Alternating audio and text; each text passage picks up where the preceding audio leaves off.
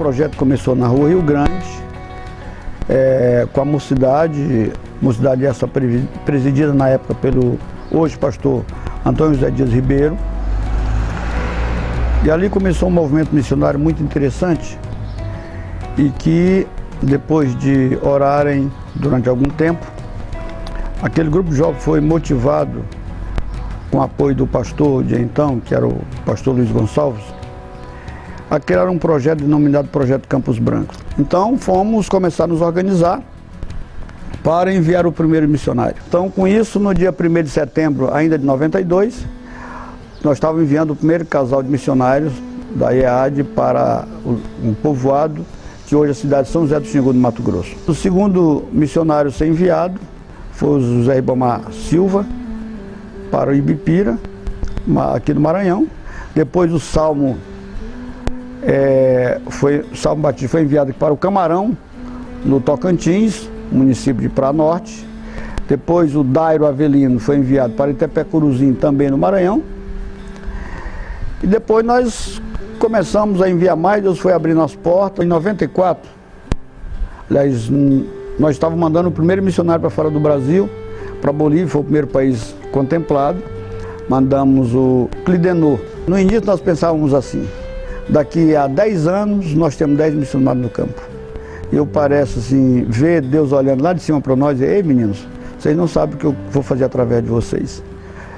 O certo é que em 95 nós já estávamos com mais de 40 missionários no campo. De forma que o César Henrique foi para a Colômbia com a sua família, o Ribamar e Silvana foram para o México, o Elias foi para o Equador, juntamente a Célia foi com eles, Selma Barros, e a Iolinda foi para o Cabo Verde. Deus foi nos abençoando, nos orientando. Depois do Piauí nós fomos para o Tocantins, depois do Tocantins fomos para o Ceará, fomos ao Amapá, fomos ao Pará, depois fomos ao Amazonas, ultimamente fomos à Bahia, Pernambuco, Paraíba. A primeira viagem missionária que nós fizemos, que fui eu, a Zelina, o pastor Raul, a irmã Ruth e o pastor Hipólito. Nós estávamos vindo de uma viagem de pastoreio do missionário, e chegamos em Floriano já umas 9 horas da noite. Mas a gente vinha tão cansado que ninguém dava conta de dirigir mais nem 50 quilômetros, dirigia 40 e estava passando para os outros. Até que chegamos numa determinado lugar e tinha muitas árvores. O pastor disse: rapaz, vamos dormir aqui. E aí o pastor começamos só com a rede, ele só anda com a rede, então ele armou a rede de uma para o outro, deitou com a irmã Ruth, e nós trazíamos 2 colchonetes, botamos os colchonetes ali na beira da estrada e deitamos. Mas, bem no acostamento, a irmã Ruth começou a reclamar, com medo de passar por cima da gente, porque de vez em quando passava uma carretona. Aí nós puxamos mais para dentro do mato, isso era mais ou menos 23h30, e dormimos. Quando foi assim, às 4h30, nós acordamos por um grito da irmã Ruth. Tinha um burro pastando na região, e o burro chegou, cheirou os pés da irmã Ruth e deu uma soprada daquela. E a irmã Ruth deu um grito dizendo: a onça. Quando não acordou que viu o burro, aí foi aquela algazarra toda. Só que, na verdade, Deus mandou o burro para nos proteger de uma grande chuva. Nós fizemos em 2000 a primeira viagem missionária fora do Brasil. Fomos Paraguai, Argentina, Chile e de volta passando pela Bolívia. E fomos encontrando as necessidades, encontrando os desafios, e aquele desafio foi nos movendo.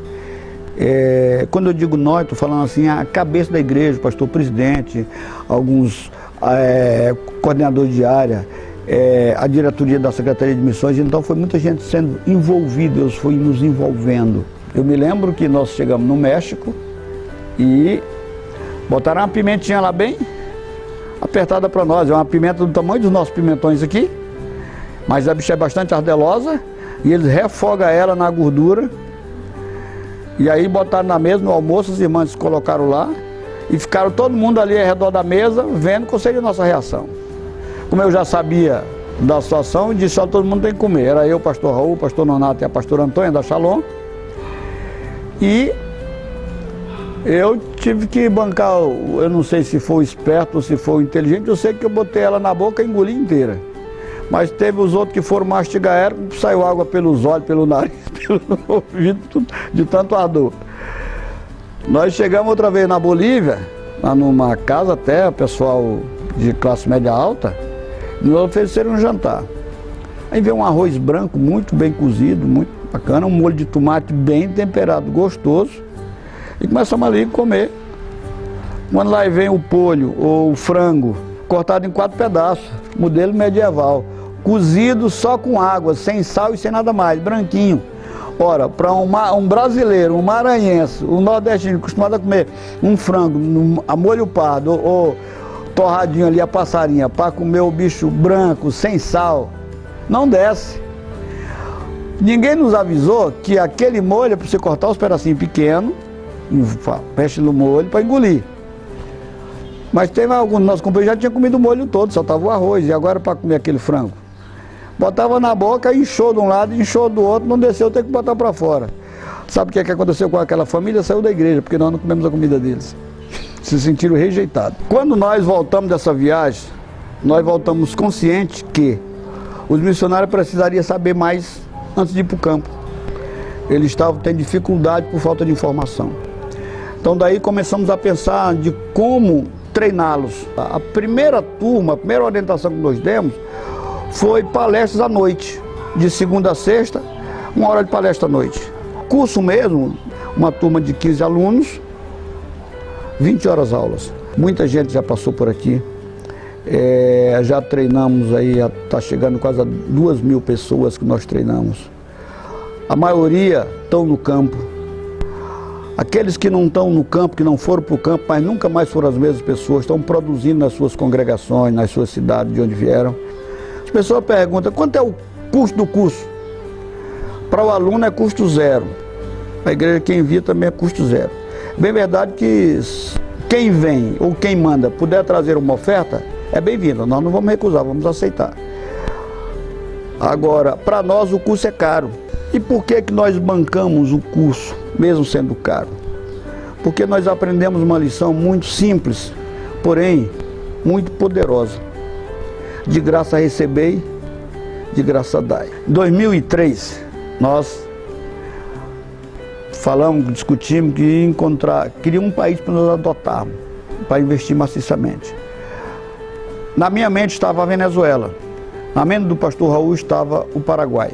Então nós fomos para o Paraguai. Quando surgiu a necessidade de ir para o Uruguai, então através do pastor Nelson, nós mandamos para o Uruguai o Sebastião e o César. Quem melhor, depois do Sebastião, se deu bem foi o Zé Roberto, porque ele, a maneira que ele descobriu um segredo quando se fala em relação aos uruguaios. Os uruguaios são um povo muito educado, de um nível de cultura muito alto. O evangelho da fé, como nós pregamos aqui no Brasil, no Uruguai não funciona. Para você entrar na casa dele, só entra depois que ele acredita em você. E se convidar você para sentar na mesa dele, para comer com ele, aí é outro departamento. O que o Zé Roberto faz quando chega lá em Montevidéu? Começou a convidar os vizinhos para almoçar com ele, vizinho uruguaio. Então, qual a leitura que eles fizeram? Esse homem acredita em nós. Se nos convida para almoçar com ele, sentar lá na cozinha dele, almoçar com ele, então nós podemos convidar ele para vir na nossa casa, e com isso eles começaram a frequentar os cultos e foram ouvindo e foram aceitando Jesus como Salvador. Trabalho indígena. Nós começamos com os Guajajara, em 94 com a missionária Terezinha, a missionária Selma e Olinda. Então mantivemos contato com o primeiro cacique, cacique Felipe Boni, e ele prontamente aceitou a ida da missionária, foi o primeiro que aceitou Jesus. Lá nos Índios acontecia algo que era bastante complicado, porque todo final de semana alguém da cidade de Ginipapo, esse pessoal que fazem festa, tem conjuntos, levava um conjunto de som lá para dentro da aldeia, levava cachaça para os índios e trocava a cachaça por maconha, levava também arroz, feijão, sal, essas coisas, e trocava por maconha. Eles plantavam muita maconha, fumavam muita maconha. Aí fomos fazer uma visita lá. Quando nós chegamos lá, eu, o pastor Raul, a Leila e a irmã Ruth e o pastor de Ginipapo dos Vieiros. Chega lá, os índios estavam prontinhos com aquela tinta e tem que pintar. Vem na aldeia, tem que ser pintado. Aí o pastor Raul foi e pediu para não pintar o rosto dele. porque a tinta passa 15 dias para sair. Tudo bem, eles respeitaram, mas pintaram as pernas, os braços. E o pastor Egídio Pablo dos Vieira, que ele não pintava, que ele não ia aceitar aquilo. O índio olhou bem na cara deles, bem pertinho, e disse: se não pinta, o que está fazendo em terra de índio? Então vai embora, tem tantos minutos para sair. Ou pinta ou vai embora. Aí ele viu que a coisa era séria, resolveu, porque começou a juntar mais índio ao redor.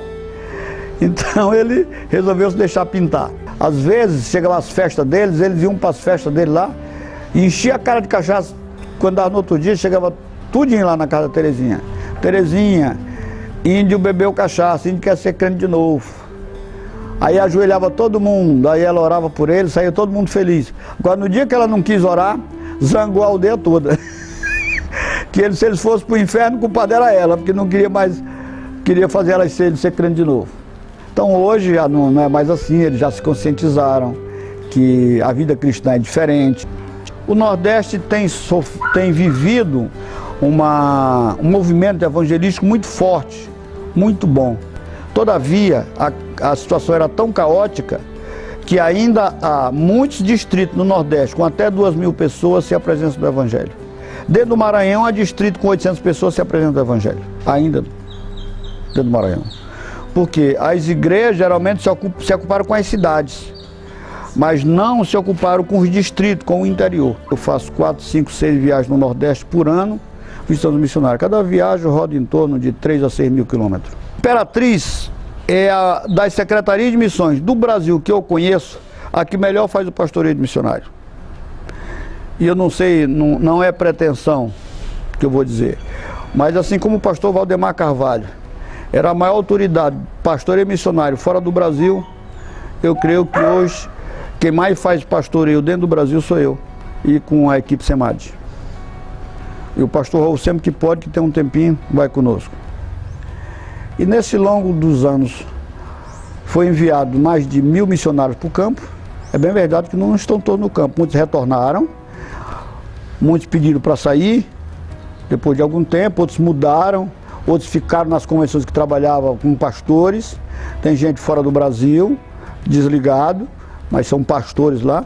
Deus tem nos dado essa alegria de ter contribuído para o crescimento ministerial de muitos irmãos e a salvação de milhares e milhares de pessoas. Então eu digo que hoje ser membro da Igreja de Imperatriz, além de sermos salvos, é um privilégio participar de um projeto como esse. Porque como Deus é soberano na escolha de pessoas e de igrejas, Deus escolheu Davi, Deus escolheu Abraão. Eles tinham muitos defeitos, mas Deus escolheu eles. Ninguém vai questionar isso. Também Deus escolheu a Igreja de Imperatriz para esse projeto desafiador, que é ir aonde ninguém está indo.